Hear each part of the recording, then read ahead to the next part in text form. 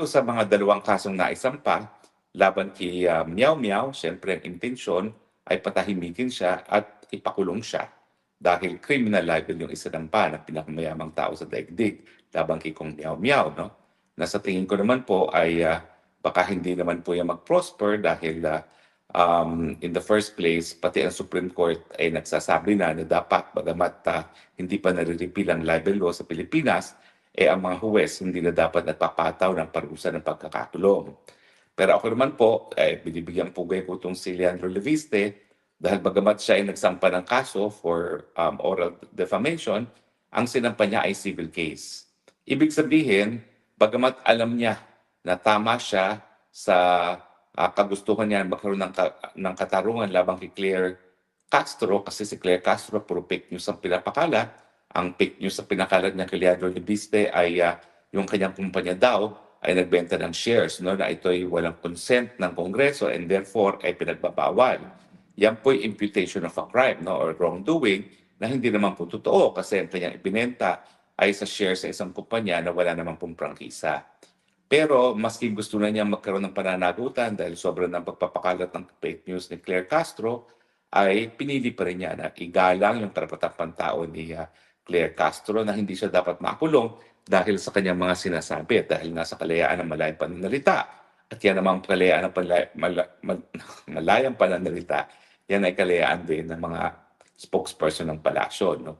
So sa akin, again, no, an additional basis para ako ay humanga kay Congressman Leandro Leviste, tama po siya na bantayan at pag-ingatan ang kanyang pangalan dahil wala naman siyang kahit krimen na ginawa, bakit sasabihin ni Claire Castro na gumawa siya ng krimen, yung pagbebenta sa shares of stock ng isang kumpanya na wala namang prangkisa. Kasi iba nga pala yung merong prangkisa, yun yung solar power para sa bayan, samantalang ang binenta naman niya ay yung sa isang kumpanya na walang prangkisa. No?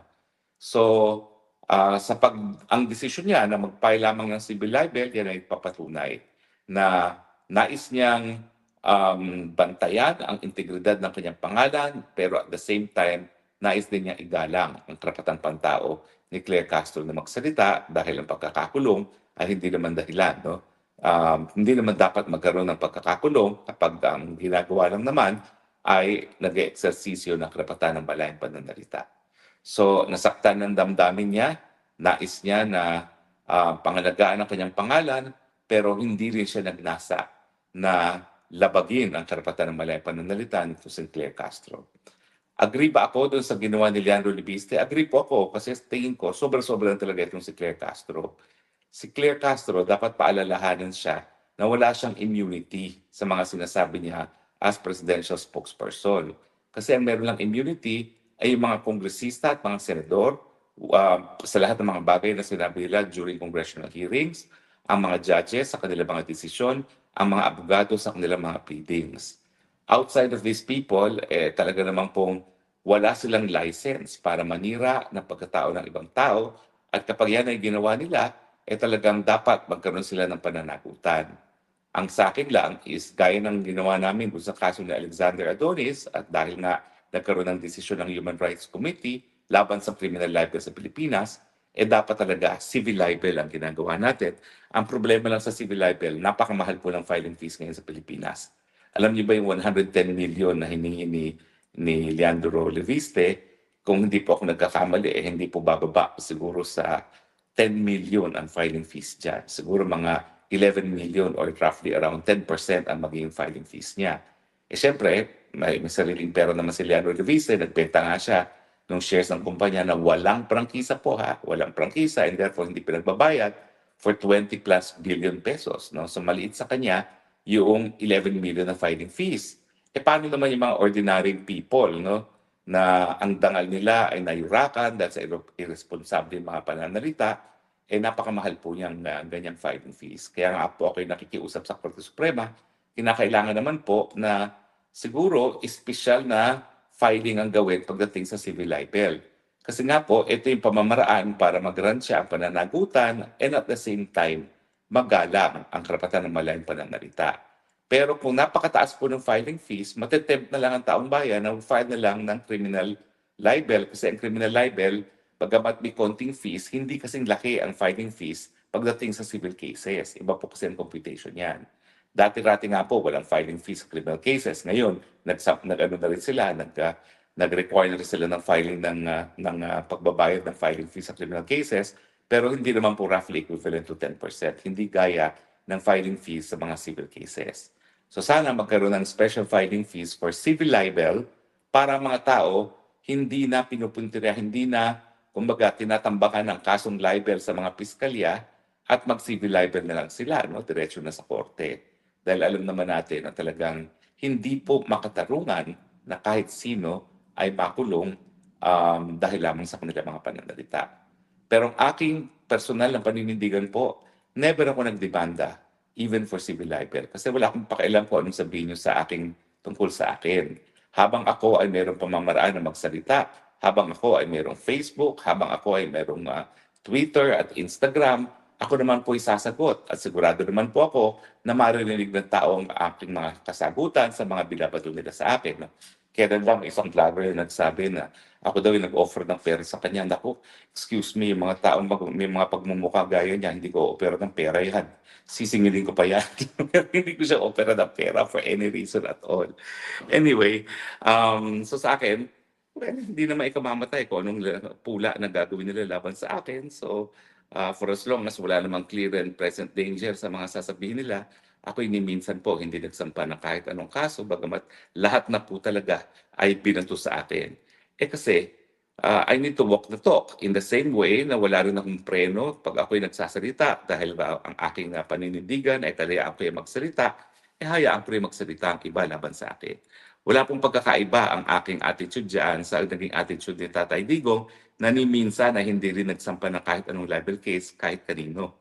Talagang malaya tayong magsalita, so magbakbakan tayo sa malayang merkado ng ideya.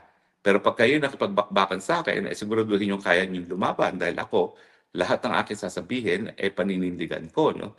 At sa tingin ko naman, pagdating naman sa tao na mga nag-iisip, makikita naman nila kung sino talaga nagsasabi ng totoo. In the end, yung mga palitan natin ng mga ideya, yan po ay pamamaraan para malaman natin ang katotohanan. No? So sa akin, okay lang yan. Makipagbakbakan tayo sa malang merkado ng ideya. Kaya lang nakakalungkot ngayon, lalo na sa internet, nagkakaroon talaga ng pag-abuso. Kasi yung iba, hindi na nakikipagdiskurso, naninira na lang. In other words, hindi sila interested in the truth, gusto lang nila siraan ng mga taong bayan. Pero sa akin, yung mga tao naman na walang ginawa, kundi manira, na wala namang basihan, hindi na rin pinaniniwalaan.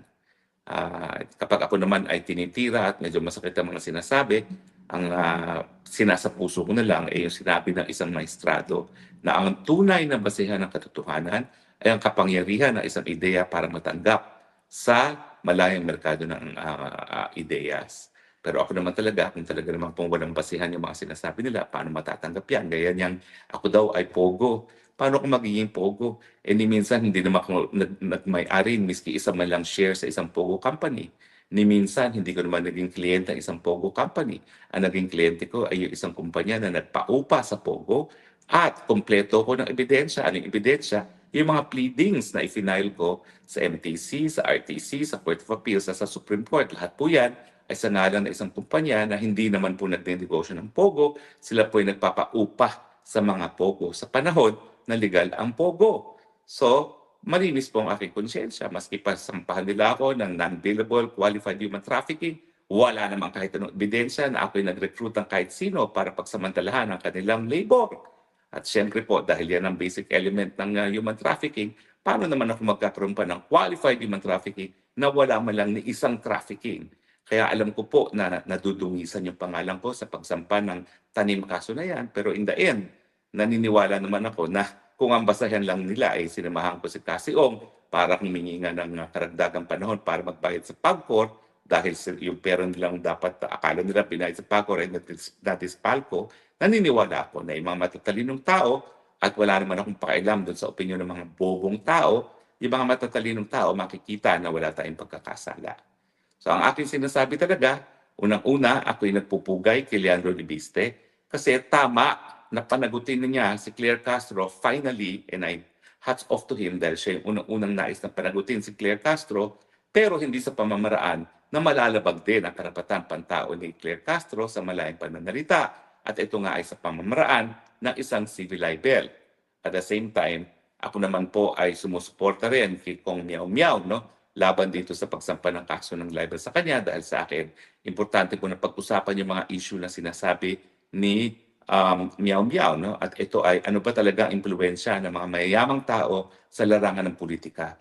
Dahil kung totoong sinasabi niya na siya ay nagpopondo, siya ay nagbibigay daw ng mga pasuhol, di umano, sa mga politiko, yan po ay nagpapakita na talagang ang ating larangan ng politika ay nadidiktahan ng pera na hindi naman dapat. Kasi pagdating sa policy making, yan po ang trabaho ng mga mambabatas, kinakailangan gumagawa tayo ng pulisiya na makikinabang sa mayorya ng ating populasyon at hindi lamang dun sa mga mayayaman.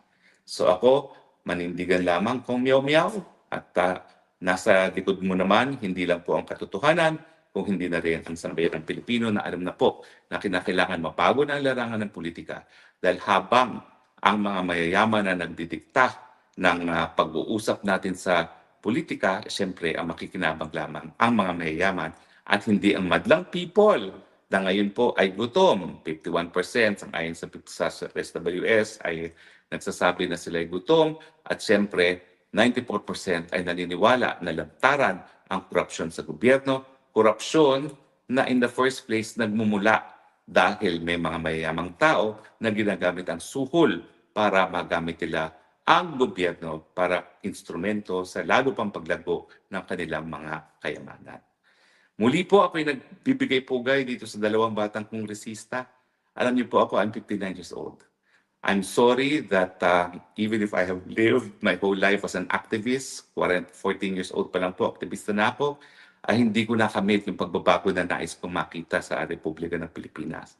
Gayunpaman, ako naman po ay kongresista, ako naman po ay natutuwa na sa pamamagitan ng Kongreso, tayo ay nagsulong at naisabatas ang libreng gamot at libreng paggamot, ang libreng irigasyon sa maliliit na mga magsasaka, ang National AIDS Policy, ang libreng Wi-Fi, at tayo po ay nakatulong din sa libreng tuition sa lahat ng state colleges and universities at yung libreng tanghalian sa mga nagugutom na kabataan. Kaya nga po, bagamat hindi natin nakamit yung Pilipinas na nais kong makamit ng aking kabataan na walang nagugutom, walang namamatay sa kagutuman, pagdating naman po ng panahon, pag ako'y tinanong ng mahal na Panginoon, anong nagawa mo sa mundong ibabaw, sasabihin ko, hindi naman po nasayang yung buhay na binigay niyo sa amin, sa akin, dahil meron naman po tayong naisulong. Mga batas na sigurado naman po na magiging dahilan para maging mas mabuti ang tasak buhay ng ating mga kababayan dahil po dinais natin na pangalagaan ng kalusugan, bigyan ng pagkain ng mga kabataan, bigyan ng edukasyon, bigyan ng hanap buhay ang karamihan ng ating mga magsasaka sa pamamagitan ng libreng irigasyon. Pero sa katunayan lang po, hindi ko po nakamit at ako ay magiging senior na itong taon neto, yung nais kong mangyari sa Pilipinas na walang gutom, walang nangaapi. Pero naniniwala po ako na bagamat ako ay magiging 60 anyos na at patapos na ang aking termino sa daigdig neto, meron namang mga kabataan gaya ni Kong Miao Miao, ni Kong Leandro na magpapatuloy sa laban. At sa tingin ko naman po, kung sila ay mapagbibigyan pa ng 40 anyos pang buhay gaya ng binigay sa akin, siguro naman po, magagawa natin yung nais nating mangyari, walang Pilipino nagugutom, walang Pilipinong walang pag-asa, lahat ng Pilipino hindi naghihirap. Mabuhay po ang kabataang mga mababatas gaya ni Kong Miao Miao at ni Kong Leandro de Viste. Yun lang po itong araw neto. Enjoy the rest of your Sunday. I love you, Philippines. You're the only country that I have. You're the only country that I will love.